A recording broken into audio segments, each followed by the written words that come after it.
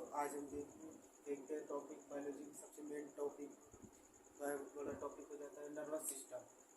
Start करते हैं system से कि तंत्र किसे कहते हैं। सिस्टम जब किसी चीज़ कोई चीज़ आपस में जुड़ी रहती है और किसी एक को हटा दे उसका परफॉर्मेंस गड़बड़ा दे उसे सिस्टम कहते हैं। जैसे बोलचाल की भाषा में हम कंप्यूटर को सिस्टम कहते हैं। कंप्यूटर का कीबोर्ड हटाइए आपका परफॉर्मेंस बिगड़ेगा, माउस हटाइए कुछ परफॉर्मेंस बिगड़ेगा। उसी प्रकार है एक सिस्टम। उसी प्रकार आपस में लिंक है, हर चीज़ का परफेक्ट रूल है, उससे चेंज नहीं किया जाता है। अब नर्वस सिस्टम करता है पूरे बॉडी को कंट्रोल करने वाले सिस्टम को नर्वस सिस्टम कहते हैं। जिसमें हमारे total body heart digestive system skeleton system A to Z control होता है, जिसे हम नर्वस सिस्टम कहते हैं। नर्वस सिस्टम का सबसे मेन हिस्सा होता है ब्रेन। सबसे ज़्यादा रोल होता है ब्रेन की होता है, ठीक है। जो हमारा ब्रेन होता है सबसे मेन पार्ट होता है हमारी बॉडी का। या ये कह सकते हैं कि यह कंप्यूटर हमारी बॉडी का है। जब यह मेन पार्ट है हमारी बॉडी का तो ज़रूरी है इसको सेफ्टी देना। तो एक ब्रेन है, क्रेनियम नाम की एक हड्डी। क्रेनियम ब्रेन को जो सपोर्ट देता है, रक्षा देता है, रक्षा क्रेनियम नाम की एक हड्डी देती है, ठीक है। ये 8 हड्डियों का बोल 8 बोन्स का एक ग्रुप है जो एक क्रेनियम नाम की हड्डी बनाता है, जिसके अंदर जो जॉइंट होता है वो होता है फाइब्रस जॉइंट। फाइब्रस जॉइंट जो बहुत ही मजबूत होते हैं, जिसे कहते हैं रेशेदार जोड़। ब्रेन का जो जोड़ होता है रेशेदार जोड़ के नाम से जाना, यह बहुत मजबूत होता है। क्रेनियम इसको हड्डी को मजबूती देता है। अब जो ये मजबूती दी है क्रेनियम नाम की हड्डी, अभी तब हमारे इसके अंदर हमारा ब्रेन आ जाएगा। अब ब्रेन को एक पतली झिल्ली सपोर्ट देती है कि वो पतली हड्डी डायरेक्ट उसे ब्रेन उस हड्डी को डायरेक्ट टच ना करे। जो एक पतली झिल्ली होती है कि ब्रेन को रोक के रखती है, जिसका नाम होता है मेनिनजॉइड।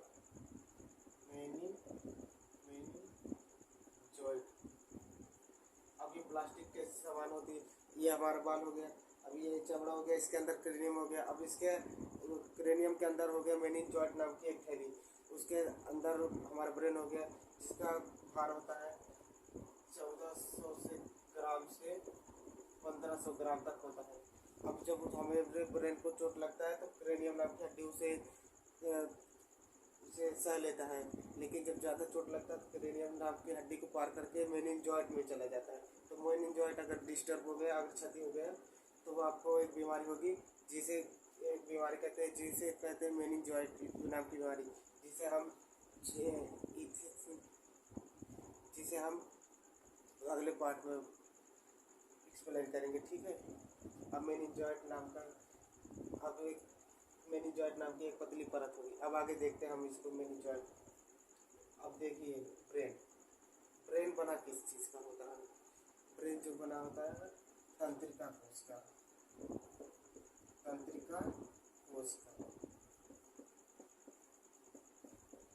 इस कोशिका को हम न्यूरॉन सेल कहते हैं। न्यूरॉन सेल ये शरीर की सबसे बड़ी कोशिका होती है, हमारे बॉडी की सबसे बड़ी। इस कोशिका की खराबी यह है कि इसमें कोई भी सेल डिवीजन नहीं होता, पुनः निर्माण नहीं होता, कोशिका विभाजन नहीं हो सकता।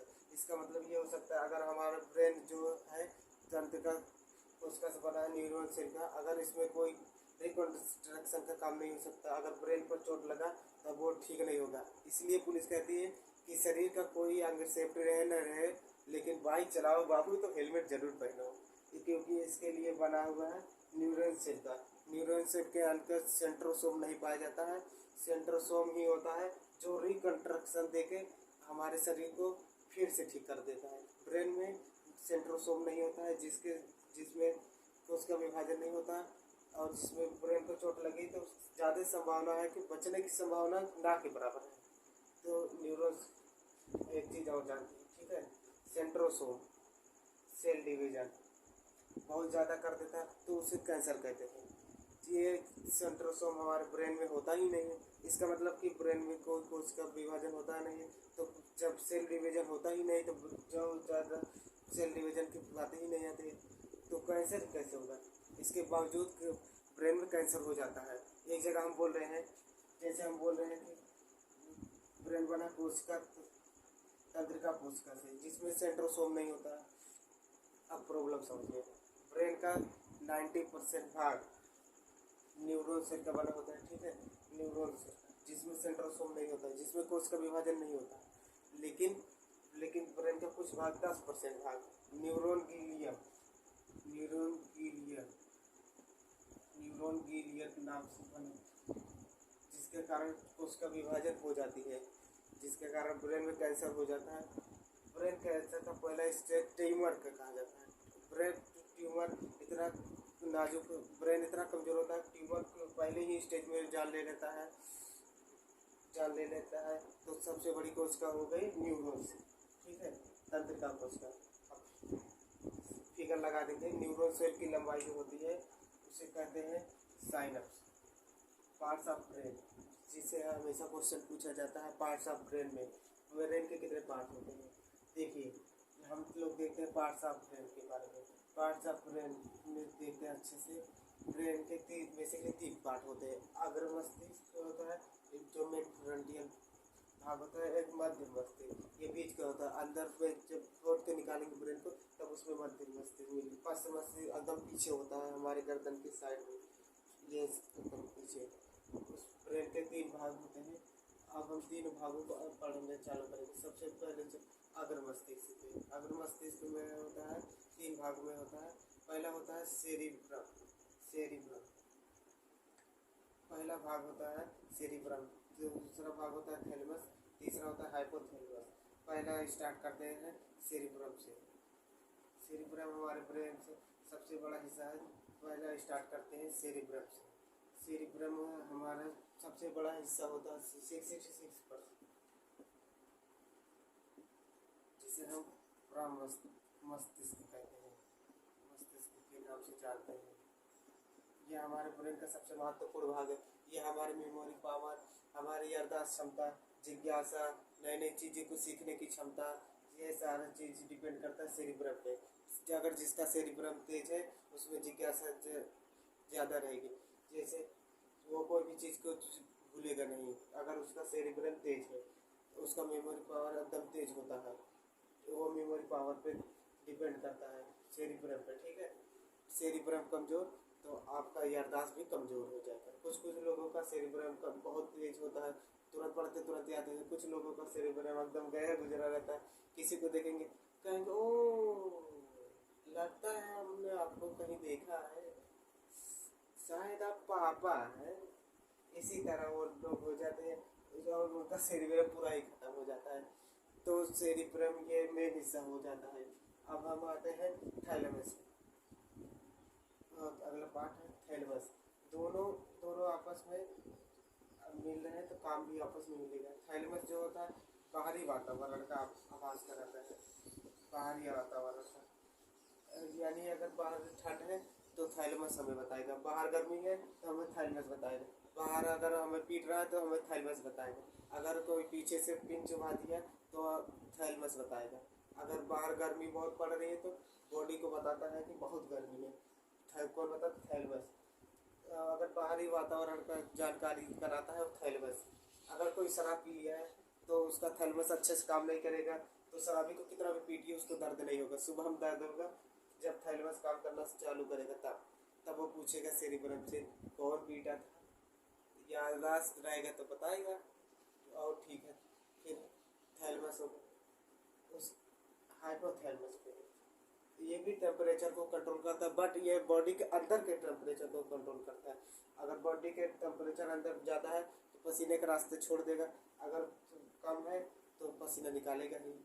अगर थैलेमस क्या कर रहा था तो बाहर का टेम्परेचर कम है या ज़्यादा उसकी जानकारी दे रहा था, और हाइपोथैलेमस शरीर के अंदर की जानकारी दे रहा था, ठीक है। हाइपोथैलेमस बहुत ही महत्वपूर्ण भूमिका निभाता है। हाइपोथैलेमस हमसे ही हमारा नेचर डिसाइड होता है। हाइपोथैलेमस ही हमें गुस्सा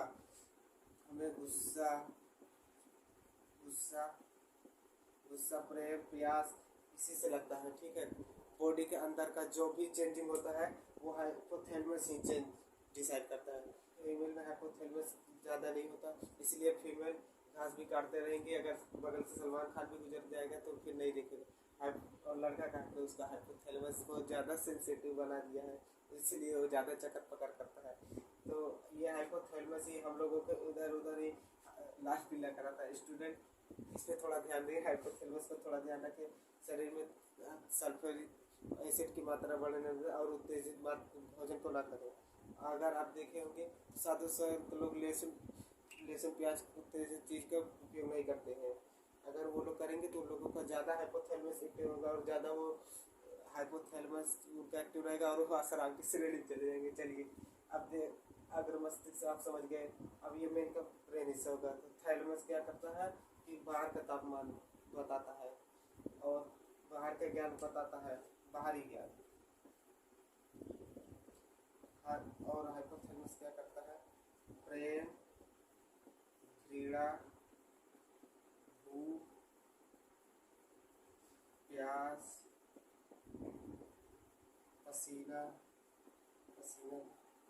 ये सारी चीज़ का नियंत्रण करता है हाइपोथैलेमस। यह हाइपोथैलेमस बहुत ज़्यादा जरूरी होता है हमारे पार्ट का। अब बात है मध्य मस्तिष्क। मध्य मस्तिष्क में दो भाग होते हैं। एक कार्पोरा क्या करता है, जो हम देखते हैं, जो हम सुनते हैं, उसे ब्रेन तक ले जाता है। वो ले जाता है सेरिब्रम के पास। अगर हम किसी को देखेंगे, आँख उसको देखेगा फोटो, अब वो किसको देगा, कार्पोरा को। कार्पोरा किसको देगा, सेरिब्रम को। सेरिब्रम कहेगा, कार्पोरा कहेगा देखो तो कौन है, ये कहेगा अरे ये मोएरिया, तो कहेगा ऐसा बात है। तो सुनने के बाद वो तुरंत बता देगा ये कौन सा बात बोलना चाहता है। तो कार्पोरा जो होता है वो देखने और सुनने का काम करता है। देखने,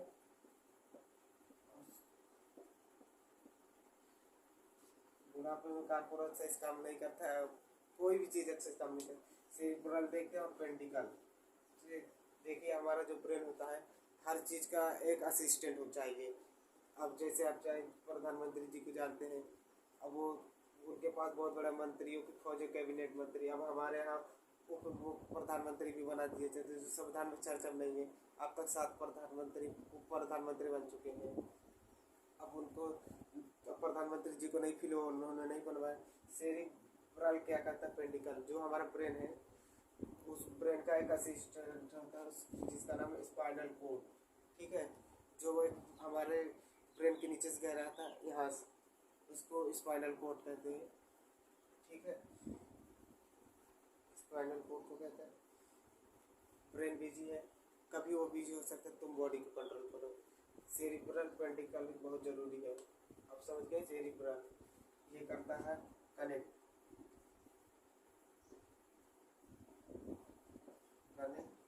टू स्पाइनल कॉर्ड।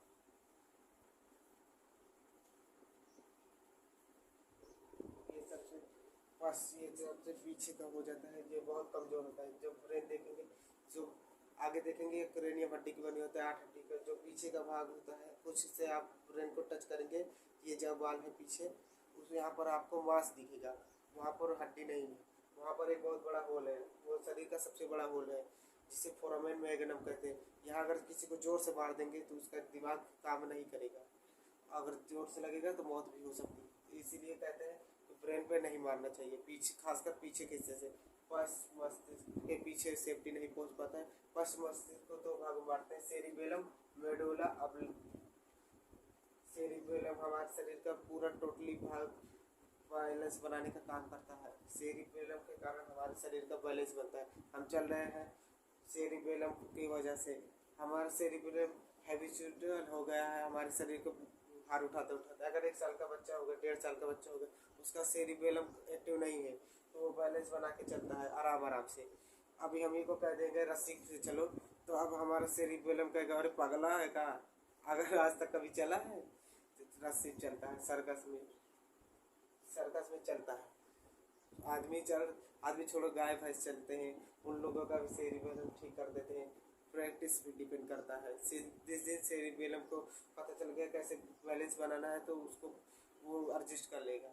जब शराब पीते हैं तो सेरिबेलम काम करना छोड़ देता है, तो शराब पीने वाला अजीब चलता है, तो इसलिए वो अपने आप को बहुत पावरफुल इंसान समझता है। तो जो सेरिबेलम है वो बैलेंस बनाने का काम कर। अब बात करते कहते हैं मेडुला ऑब्लिंगाटा। अब मेडुला ऑब्लिंगाटा क्या करता है, अब मेटाबॉलिक सारी चीज़ें को कंट्रोल करता है। मेटाबॉलिक क्या होता है, by which reaction takes place. अब ये मेटाबॉलिक रिएक्शन हमारे शरीर में होता है। अब दो तरीके का होता है, कैटाबॉलिक एक एनाबॉलिक। अब कोई चीज़ बन रही है तो उसे कहते हैं एनाबॉलिक, कार्बोहाइड्रेट जैसे कार्बोहाइड्रेट, ठीक है, एनाबॉलिक। अब जैसे प्रोटीन 20 अमीनो एसिड को बनाकर एक प्रोटीन बन गया, उसे कहते हैं एनाबॉलिक। कैटाबॉलिक क्या होता है, जो टूट जाता है, जो जैसे हम खाना खाते हैं उसका पाचन तंत्र टूट जाता है, उसे कहते हैं कैटाबॉलिक। अब एनाबॉलिक और कैटाबॉलिक को कहते हैं तो उसे कहते हैं मेटाबॉलिक। अब जिसे जो कंट्रोल करते हैं उसे कहते हैं मेडुला। अगर मेडुला गड़बड़ होगा तो अगर हमारी क्रिया खत्म हो जाएगी, सांस लेने दिक्कत होगी, पाचन सही से नहीं होगा, मेडुला ही हमारे शरीर को पूरे पाचन क्रिया को नियंत्रित कर।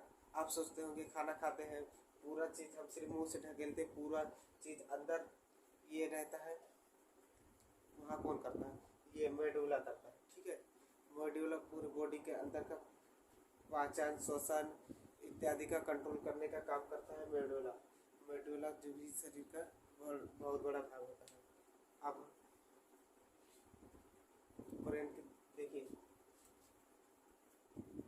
अग्रभाग जो होता है सेरिबेलम, सेरिब्रम, थैलेमस, हाइपोथैलेमस, जिसे सेरिब्रम 66% परामस्तिष्क जिसे कहते हैं, और थैलेमस जो बाहरी चीज़ ज्ञान कराता है, और हाइपोथैलेमस अंदर की गर्मी के पसीना, तापमान, भूख, घृणा, प्यास, ये सब का। और मध्य मस्तिष्क में कार्पोरा सुनने और देखने का काम करता है। और सेरिब्रल पेंटिकुलर जो होता है कनेक्ट टू स्पाइनल कॉर्ड। और ये जो लास्ट वाला हिस्सा पास मस्तिष्क में सेरिबेलम बैलेंस बनाने का काम करता है। और ये दूसरा सबसे बड़ा भाग होता है। ब्रेन का सबसे बड़ा भाग होगा सेरिब्रम, और दूसरा सबसे बड़ा भाग होगा सेरिबेलम। मेडुला बॉडी के अंदर पाचन तंत्र को नियंत्रित करता है। अब ये हो गया हमारा ब्रेन। अब आज के लिए बस इतना ही, मिलते हैं अगले वीडियो में। अब ये बहुत बड़ा टॉपिक हो गया है, इसको किसी नेक्स्ट वीडियो में समझा देंगे। आज तक के लिए इतना ही, बस मिलते हैं अगले वीडियो में।